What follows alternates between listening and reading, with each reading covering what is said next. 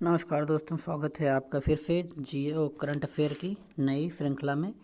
तो हम लोग आज देखेंगे करंट अफेयर के कुछ क्वेश्चन जो इम्पोर्टेंट हैं और एग्ज़ाम के नज़रिए से बहुत ज़्यादा ही इम्पोर्टेंट होने वाले हैं। तो पहला क्वेश्चन हम देखते हैं। पहला क्वेश्चन दिया गया है, मनुष्य को ज्ञात दूसरा गहरा blue hole, Taam Ja blue hole. कौन सा blue hole? Taam Ja blue hole. अब आप ध्यान रखिए, कौन सा blue hole? Taam Ja blue hole कहाँ खोजा गया? पहला ऑप्शन आपका मैक्सिको के पास, दूसरा ऑस्ट्रेलिया के पास, तीसरा चाइना के पास, चौथा ब्राज़ील के पास। तो इसमें सही आंसर आपका है मैक्सिको के पास। किसके पास? मैक्सिको के पास।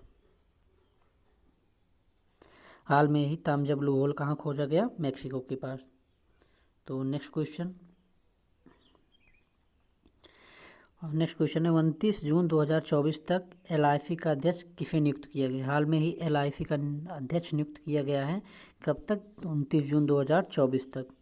क्वेश्चन ऐसे भी आ सकता है कि हाल में ही LIC का नया अध्यक्ष किसे नियुक्त किया गया? तो हाल में ही सिद्धार्थ मोहंती जी को LIC का नया अध्यक्ष नियुक्त किया गया है। अब नेक्स्ट प्रश्न है, प्रेडिक्टर डिस्कवरी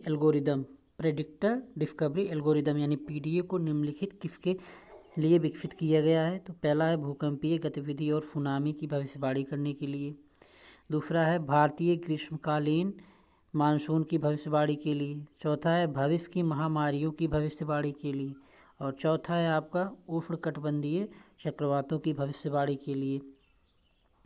तो आपका सही आंसर है इसमें भारतीय ग्रीष्मकालीन मानसून की भविष्यवाणी के लिए। तो आपका बी ऑप्शन सही है, भारतीय ग्रीष्मकालीन मानसून की भविष्यवाणी के लिए। यह ऑप्शन आपका सही है। नेक्स्ट क्वेश्चन है, प्रोजेक्ट 15B यानी 15B क्लास के भारतीय नौसेना के तीसरे स्वदेशी स्टील्थ डिस्ट्रॉयर का क्या नाम है, जिसने अप्रैल 2023 को अपना पहला समुद्री परीक्षण पूरा किया? तो प्रोजेक्ट 15B क्लास के भारतीय नौसेना के तीसरे स्वदेशी स्ट्रीट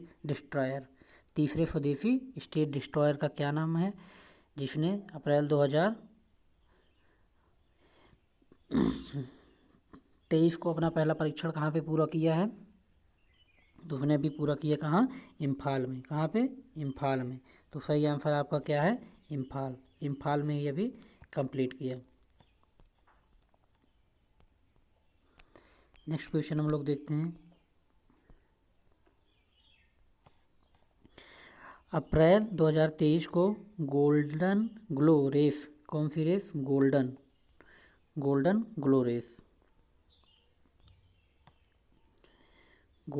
ग्लो रेस पूरी करने वाले पहले भारतीय के रूप में किसने इतिहास रचा? पहला आंसर आपका ए में दिया गया रमेश गणेशन, दूसरा आपका है श्री प्रकाश आर्य, सी ऑप्शन है अभिलाष टॉमी, डी ऑप्शन है ज्योति प्रकाश। तो सही आंसर आपका है अभिलाष टॉमी। क्या? अभिलाष टॉमी। तो अभिलाष टॉमी आपका सही आंसर है। तो नेक्स्ट क्वेश्चन हम लोग देखते हैं, अप्रैल 2023 में किस देश में छत्रपति शिवाजी महाराज की प्रतिमा का अनावरण किया गया? यानी इंडिया में तो ही है, लेकिन कौन सा ऐसा देश है जहाँ पे छत्रपति शिवाजी महाराज की प्रतिमा का अनावरण किया गया अभी हाल में ही अप्रैल 2023 में? तो पहला ऑप्शन आपका है सिंगापुर, दूसरा ऑप्शन आपका थाईलैंड, तीसरा ऑप्शन है आपका यूनाइटेड किंगडम, और चौथा ऑप्शन आपका मॉरिशस। तो इसमें आपका मॉरिशस यानी डी आपका ऑप्शन सही है।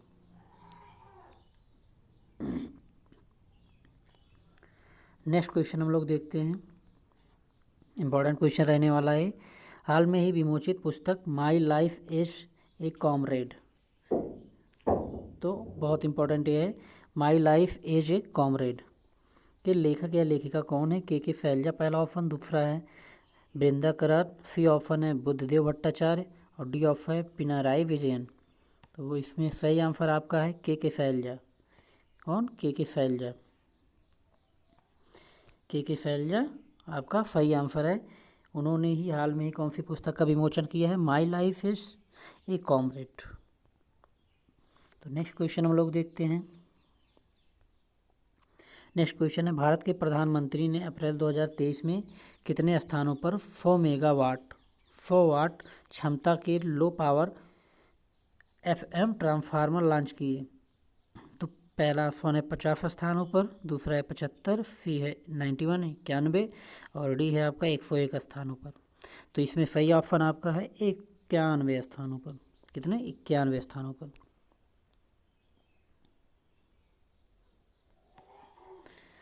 और नेक्स्ट क्वेश्चन है, किस राज्य में अप्रैल 2023 में हाइड्रोजन वैली इनोवेशन क्लस्टर?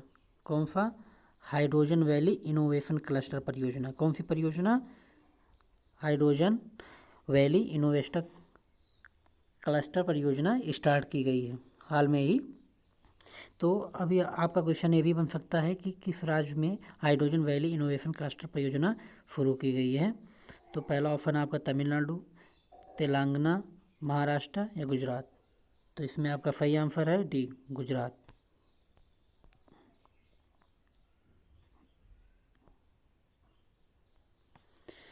अगला क्वेश्चन है, केंद्रीय मंत्रिमंडल ने राष्ट्रीय स्तर पर 3 बहुराज्यीय सरकारी समितियों के गठन का निर्णय लिया।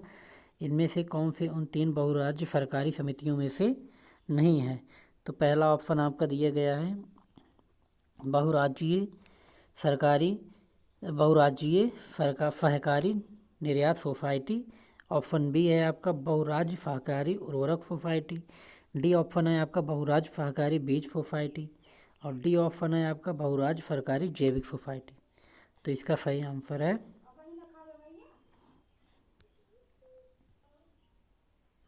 तो इसमें आपका सही आंसर है बहुराज्यीय सहकारी उर्वरक सोसाइटी।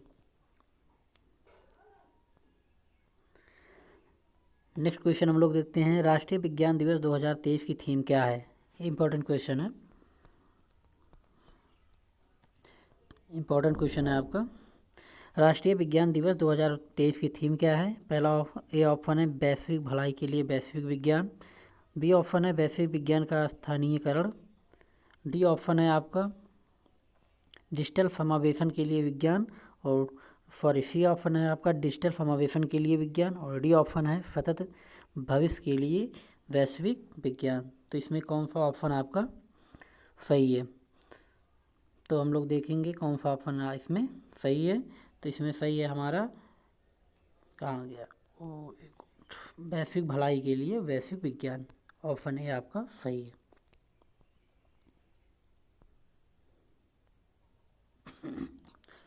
नेक्स्ट क्वेश्चन है, जनवरी 2023 में किस राज्य ने इबोला रोग के प्रकोप के अंत की घोषणा की?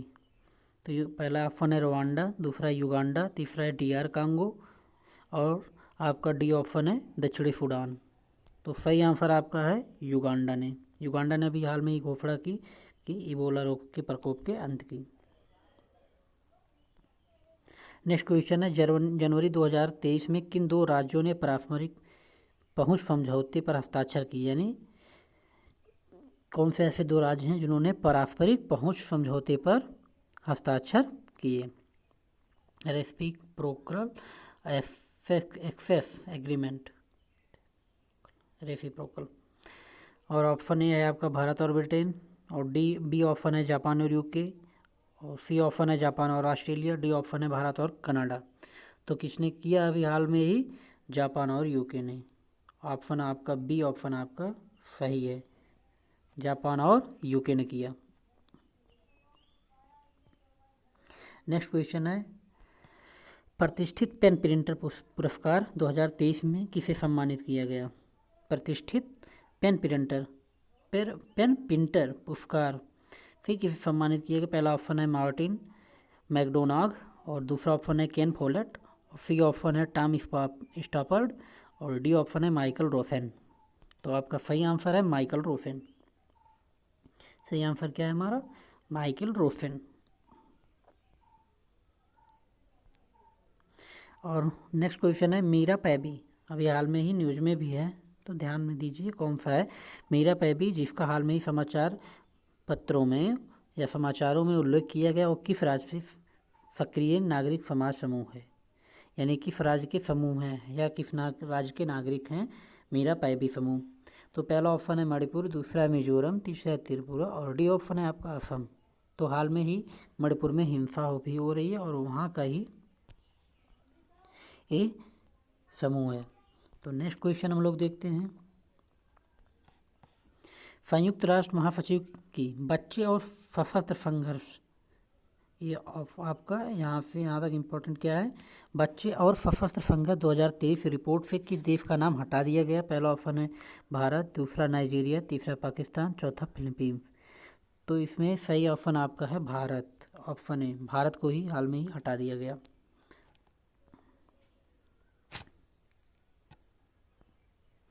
नेक्स्ट क्वेश्चन हम लोग देखते हैं। निम्नलिखित में से किस अमेरिकी शहर ने दिवाली के त्यौहार को सार्वजनिक छुट्टी, स्कूल की छुट्टियों की सूची में जोड़ने की घोषणा की है? तो यानी हाल में ही किसने दिवाली की छुट्टी जैसे हमारे इंडिया में होती है वैसे और किस देश में होगी स्कूल की छुट्टी के रूप में? तो है न्यूयॉर्क शहर ने। किसने? न्यूयॉर्क शहर ने।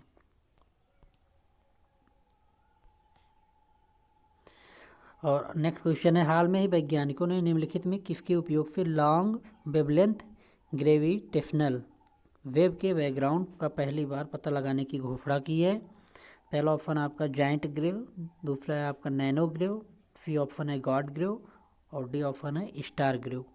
तो इसमें कौन सा ऑप्शन आपका सही है?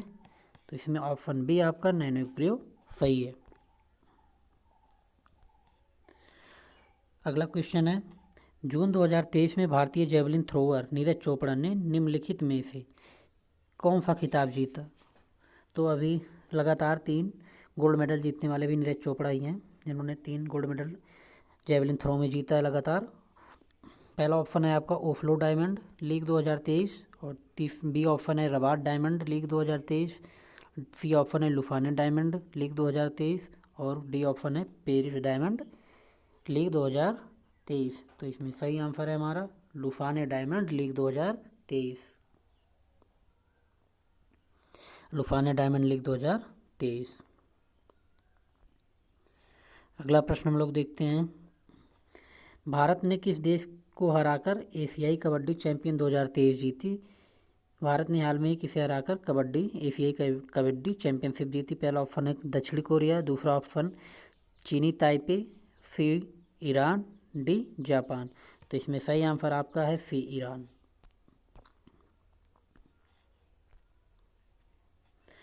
और अगला प्रश्न है, हाल में ही किस संस्थान ने पाकिस्तान के साथ $3 बिलियन की स्टैंड बाय व्यवस्था के तहत स्टेट लेवल एग्रीमेंट किया?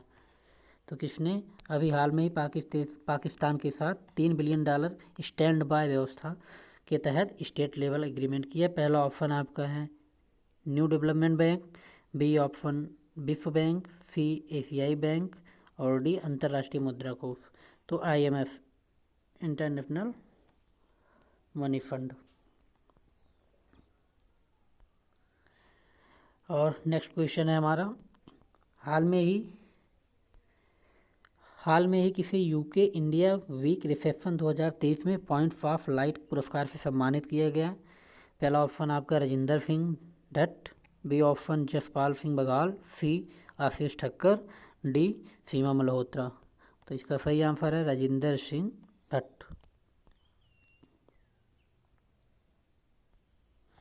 नेक्स्ट क्वेश्चन है, किस देश के सर्वोच्च न्यायालय ने अपने एक फैसले से यूनिवर्सिटी में नस्ल के आधार पर होने वाले एडमिशन को खारिज कर दिया? तो किस देश के सर्वोच्च न्यायालय ने नस्ल के नाम पे, नस्ल के आधार पर जो एडमिशन मिलते थे उसे खारिज कर दिया? पहला ऑप्शन आपका UK, B option Germany, C option Australia, D option संयुक्त राज्य अमेरिका यानी USA। तो आपका सही आंसर है संयुक्त राज्य अमेरिका यानी USA नहीं अभी हाल में ही ख़त्म कर दिया। तो आज के सारे क्वेश्चन दोस्तों ख़त्म हो गए। अगर वीडियो अच्छी लगी हो तो प्लीज़ लाइक और सब्सक्राइब ज़रूर करिएगा और सपोर्ट भी करिएगा। धन्यवाद।